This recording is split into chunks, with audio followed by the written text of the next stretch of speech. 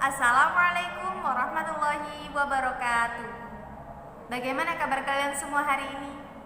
Semoga kalian selalu dalam keadaan sehat walafiat dan selalu dalam lindungan Allah. Amin ya robbal alamin.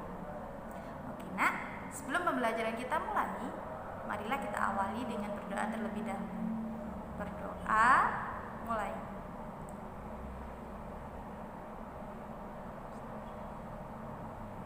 Selesai. Oke, pada minggu yang lalu kita sudah belajar tentang biografi Umar bin Khattab. Nah, kali ini kita akan mengenal lebih jauh sosok Umar bin Khattab.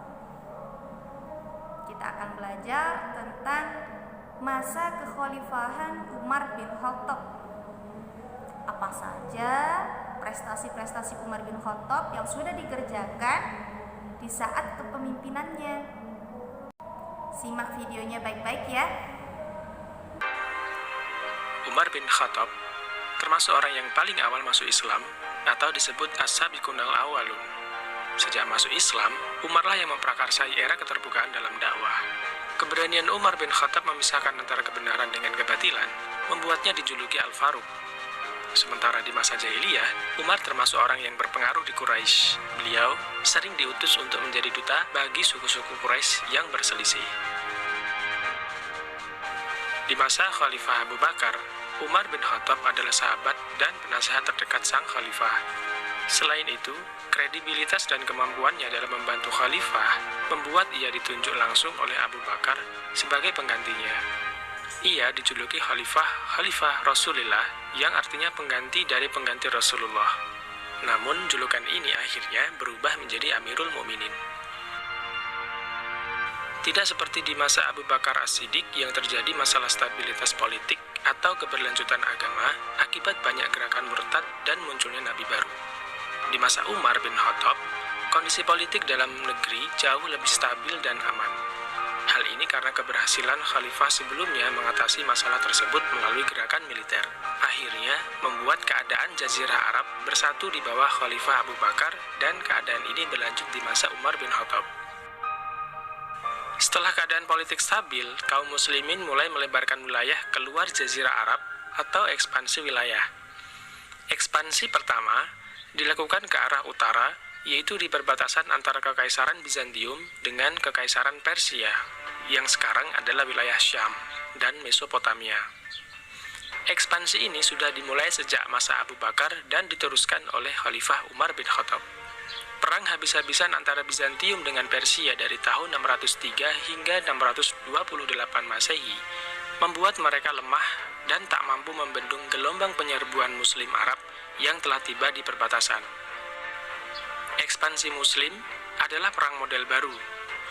Tak seperti peperangan yang merusak yang dilakukan kedua kekaisaran Bizantium dan Persia, perang Islam dikombinasikan dengan seruan untuk keadilan dan keharmonisan sosial yang sesuai dengan pesan Nabi. Ketika masa Abu Bakar As-Siddiq, secara bersamaan pasukan Muslim dikirim ke Suriah dan Persia pada tahun 633 Masehi. Khalid bin Walid memimpin pasukan ke arah Persia, sedangkan Yazid bin Abu Sufyan dikirim ke Syam dan berhasil menaklukkan kekuatan Bizantium di Syam. Ekspedisi ini berlangsung sejak masa Abu Bakar hingga masa Khalifah Umar bin Khattab. Dalam ekspedisi ini, Khalifah memfokuskan penyerbuannya ke Syam, di mana pasukan Khalid yang sedang memerangi Persia diperintahkan untuk membantu pasukan yang ada di Syam. Pasukan gabungan Muslim bertemu dengan pasukan Bizantium dalam perang Ajnadain yang berlangsung 30 km dari barat Yerusalem. Pasukan Muslim berhasil memukul mundur pasukan Romawi yang dipimpin saudara kaisar sendiri. Pasukan Bizantium yang tersisa merangsek ke kota Yerusalem, Kaisarea, dan Gaza yang sudah dibentengi dengan baik. Maka, pasukan muslimin yang menang dapat menguasai wilayah pedalaman Palestina. Lalu, pasukan muslim di bawah komando Khalid bin Walid bergerak ke utara dan mengepung kota Damaskus, yang akhirnya jatuh pada September 635 Masehi. Kemudian dibuatlah perjanjian dengan penduduk setempat dengan tujuan untuk menenangkan ketakutan penduduk setempat. Dalam perjanjian tersebut, Umar menjanjikan bahwa hidup, harta, dan agama mereka akan dilindungi dari gangguan selama membayar jizyah atau upeti kepada pemerintahan Islam. Kehilangan Damaskus menyebabkan Kaisar Bizantium mengumpulkan kekuatan yang besar. Pasukan Heraklius menyusul pasukan Muslim ke Yarmuk pada musim panas tahun 636 Masehi. Pasukan Bizantium jauh lebih banyak dan lengkap persenjataannya. Namun, pasukan Muslimin yang sudah biasa berperang di medan yang sulit, dengan mengejutkan, berhasil mengalahkan pasukan Bizantium yang menurut riwayat Tobari, jumlah pasukan Muslimin sebanyak 24.000 melawan 200.000 pasukan Bizantium. Kaisar Heraklius dipaksa mengakui kekalahan di Yarmuk. Kota-kota di seluruh Syam satu persatu jatuh ke tangan Muslimin, semuanya mendapatkan perjanjian seperti halnya di Damaskus. Pada tahun 638 Masehi, penaklukan Syam selesai.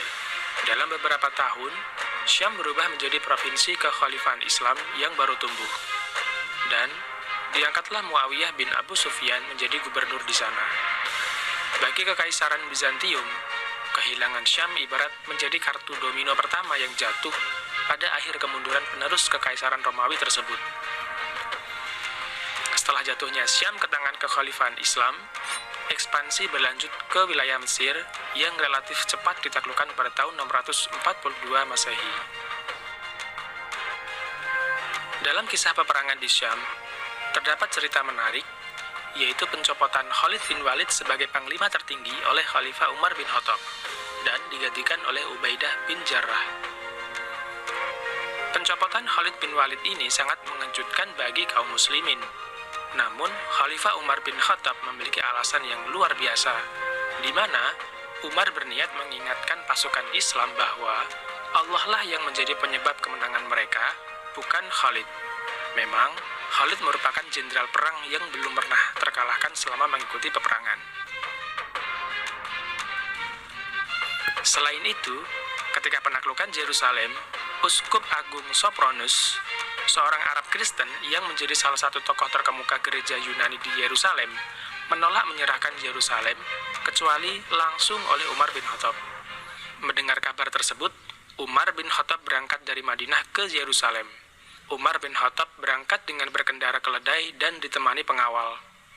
Sopronus kaget dan takjub melihat Umar bin Khattab, salah satu penguasa besar di muka bumi kala itu, hanya mengenakan pakaian sederhana yang tidak berbeda jauh dengan pengawalnya. Umar bin Khattab diajak mengelilingi Yerusalem. Ketika waktu sholat telah tiba, Sopronus mempersilahkan Umar sholat di gereja, namun Umar menolaknya. Umar khawatir kalau seandainya ia sholat di gereja tersebut, umat Islam akan merubah gereja menjadi masjid. Kemudian Umar sholat di luar gereja. Lalu, tempat ia sholat dibangunlah Masjid Umar bin Khattab.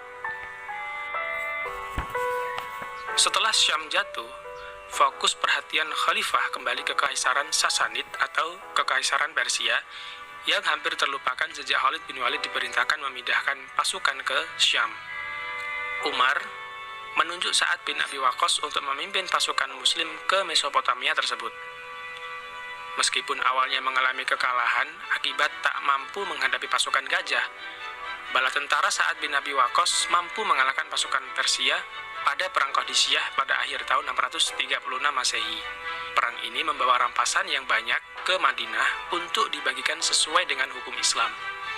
Perang ini juga membuahkan kekalahan sementara bagi pasukan Sasanid.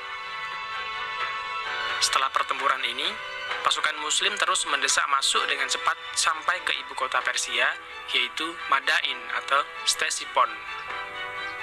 Setelah itu, mereka melanjutkan ke arah timur dan mematahkan 2 kali serangan balasan dari pasukan Persia yang pada akhirnya berhasil menghancurkan Kekaisaran Persia dan menjadikannya daerah Muslim sampai dengan saat ini.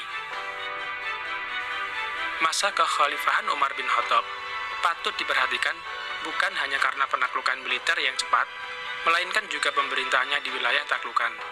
Salah satu aspek paling mengesankan dari penaklukan dan penggabungan ke wilayah Islam adalah tidak merubah kehidupan penduduk di tanah taklukan. Ada dua perubahan pada penduduk setempat. Pertama, soal kepada siapa mereka membayar upeti. Sebelumnya, penduduk di wilayah taklukan Islam membayar upeti ke Romawi dan pemerintahan Persia.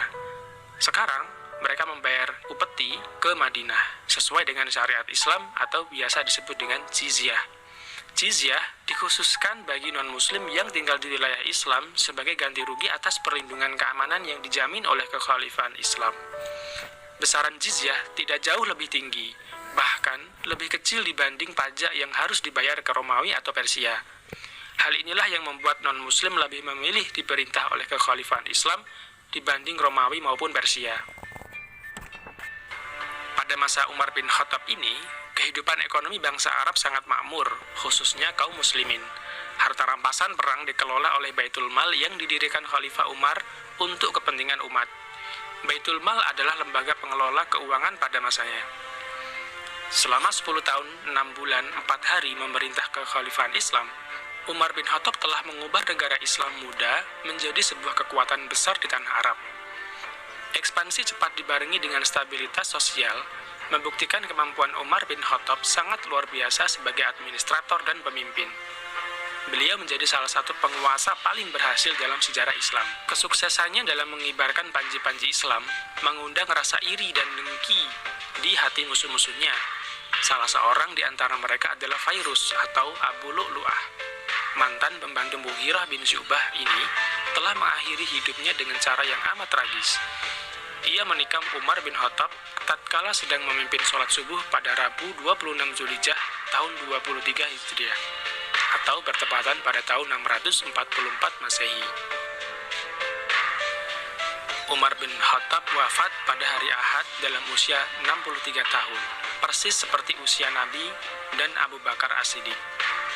Sebelum meninggal, ia sempat memilih 6 orang sahabat Nabi sebagai formatur untuk menentukan khalifah setelahnya. Mereka adalah Utsman bin Affan, Ali bin Abi Thalib, Zubair bin Awam, Sa'ad bin Abi Waqqas, Abdurrahman bin Auf, dan Tolhah bin Ubaidillah. Dalam musyawarah, akhirnya terpilihlah Utsman bin Affan sebagai khalifah pengganti Umar bin Khattab. Nah, dari tayangan tadi kita bisa mengambil kesimpulan ada beberapa langkah yang ditempuh oleh Khalifah Umar bin Khattab selama menjadi pemimpin Khulafaur Rasyidin yang kedua. Yang pertama yaitu mengatur wilayah. Untuk mengatur wilayah Islam yang sangat luas, Khalifah Umar bin Khattab membagi daerah itu menjadi 8 provinsi: Mekah, Madinah, Syam, Jazirah, Basrah, Kufah, Mesir, dan yang terakhir Palestina. Pada setiap provinsi tersebut diperintahkanlah seorang gubernur atau wali untuk mengurus daerah tersebut. Terus, yang kedua, mengatur keamanan. Dalam mengatur keamanan ini, Khalifah Umar bin Khattab mendirikan pusat kemiliteran di daerah Madinah, Kufah, Basrah, Mesir, Damaskus, Homs, dan Palestina. Selain mendirikan pusat kemiliteran, Khalifah Umar bin Khattab membentuk Diwan Al-Jund atau jawatan militer.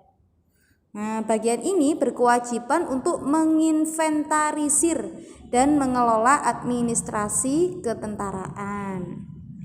Yang ketiga, kebijakan Umar bin Khattab yaitu mengatur keuangan. Khalifah Umar mengelola Baitul Mal. Apa itu Baitul Mal? Baitul Mal itu sama halnya seperti Kementerian Keuangan kalau di Indonesia itu. Di Baitul Mal itu nanti ada pendistribusian harta sesuai dengan pos-pos yang telah ditentukan atas dasar prestasi. Terus selain itu Khalifah Umar juga mencetak mata uang dan mengatur gaji tentara sesuai profesional dan sesuai dengan tugasnya. Terus yang keempat, mengatur sosial kemasyarakatan. yang mencakup melindungi non-muslim dan menghormati hak-hak beragama mereka. Akan tetapi, mereka diwajibkan membayar jizyah atau pajak. Terus yang terakhir yaitu mengembangkan ilmu dan kebudayaan.